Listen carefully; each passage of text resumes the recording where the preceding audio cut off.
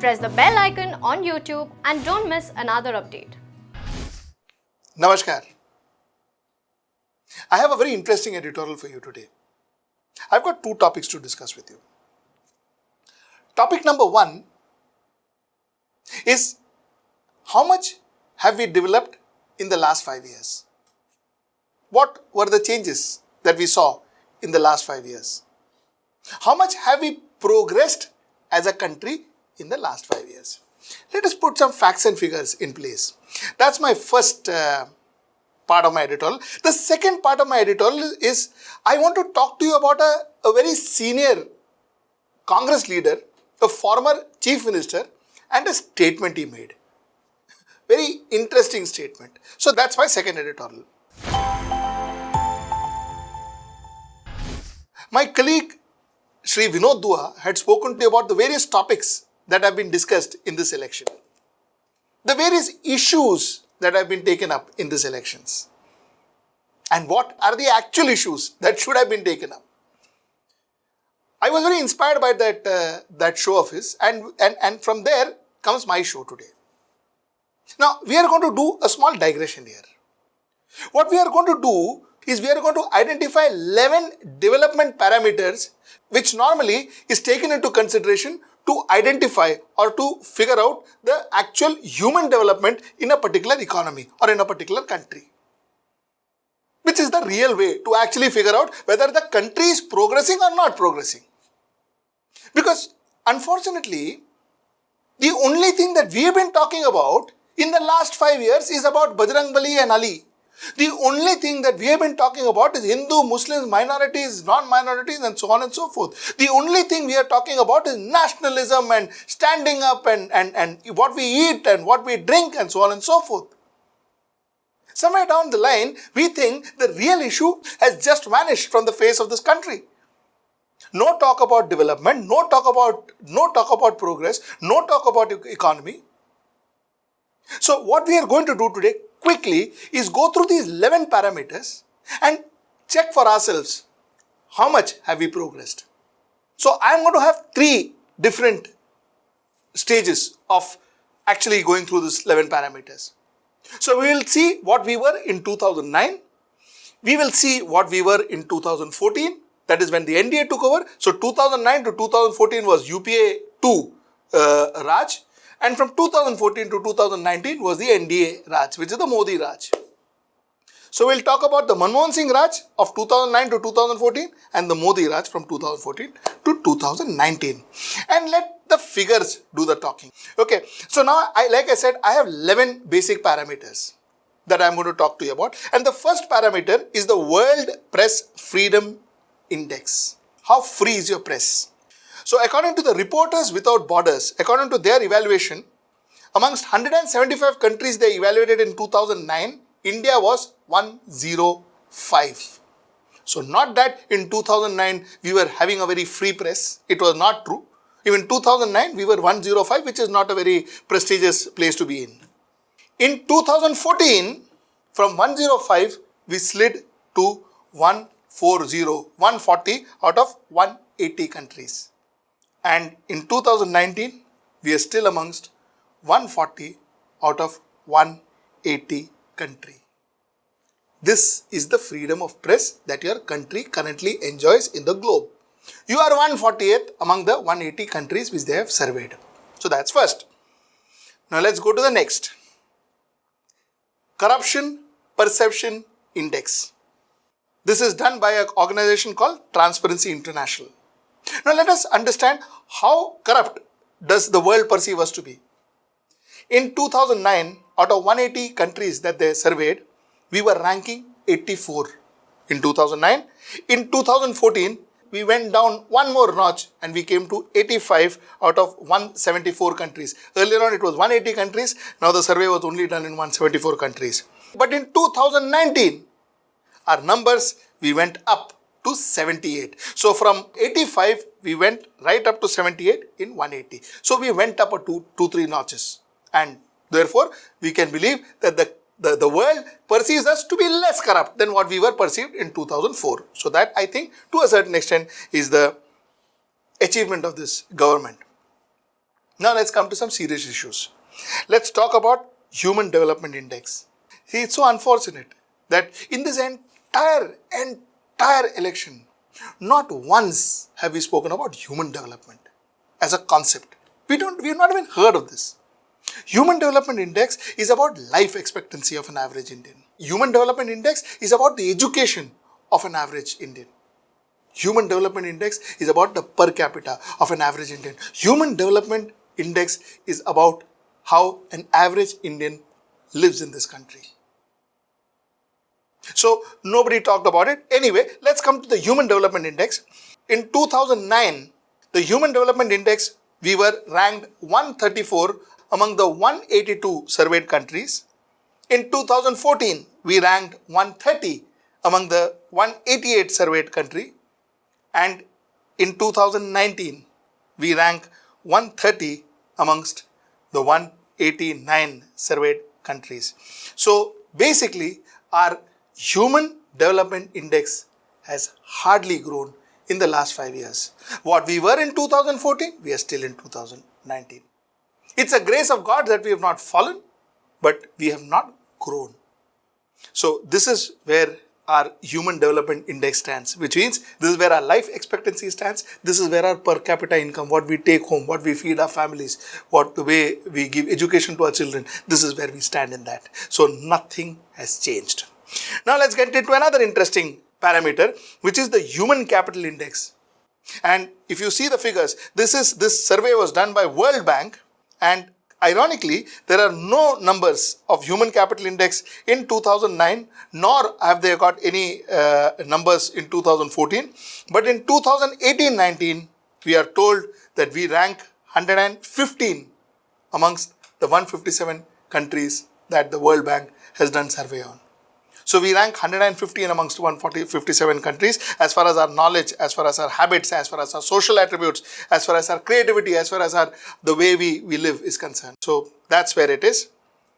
Now let's get into Global Hunger Index was surveyed by the International Food Policy Research Institute, IFPRI.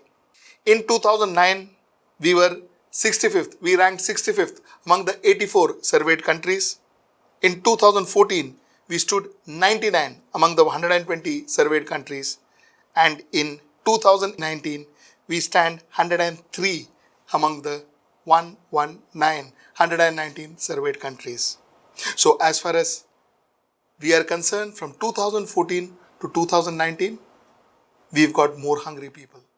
We've got more mouths to feed, and we've got more people who go to bed hungry. So this has been our development. Human Freedom Index. The Human Freedom Index is how much does an average citizen of India, how much freedom does an average citizen of India enjoy? Is an average citizen free in India? Now, this was done by an institute called Cato and Fraser. And in 2009, we stood 99 among the 152 countries researched. In 2014, we stood 102 among the 152 countries researched. So from 2009 to 2014, we slipped in the UPA time on human freedom from 99 to 102. And in 2018-19, we slipped further down from 102 to 110 amongst the 162 countries that was surveyed. Technically, earlier on, there was just 152 countries, out of which we were 102. And here there is 162 countries, which means they have added 10 countries, but we have slid down only 8. So technically, we have actually gone up a little, but all the same, we are 110 in a 162 countries that was surveyed. This is the freedom that we have in our country. Global Gender Gap Index. Global Gender Gap is the male-female ratio. In 2009, we were 114 out of the 134 countries that were surveyed. In 2014, again, we didn't change. We were 114 out of the 142 countries that were surveyed. In 2018-19, we are 108, where we have gone up from 2014 to 108 out of the 149 countries that were surveyed. So that's a good achievement by the Modi Sarkar. World Inequality Index. The World Inequality Index, which is conducted by Oxfam. I think we all must have read this. We all must have heard of this because this was done a few months back. And it says that that 10% of Indian population holds 75% of Indian wealth.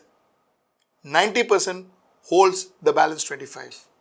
This is the inequality of wealth in India. Let's go next. The ninth thing that we are talking about is the global economic freedom.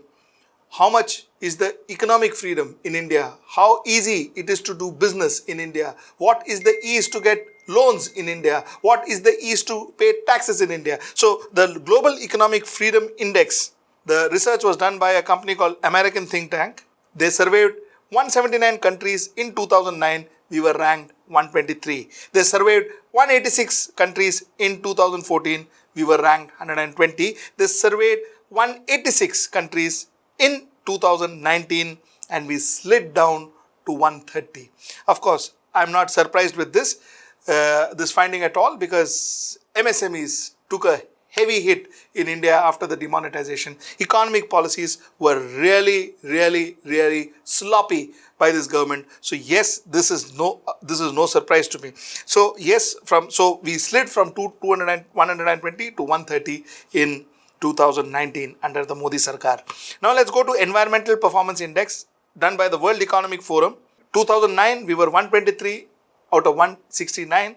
2014 we were 155 out of 178 countries surveyed, and 2018-19 we slid down to 177 out of the 180 countries that we surveyed.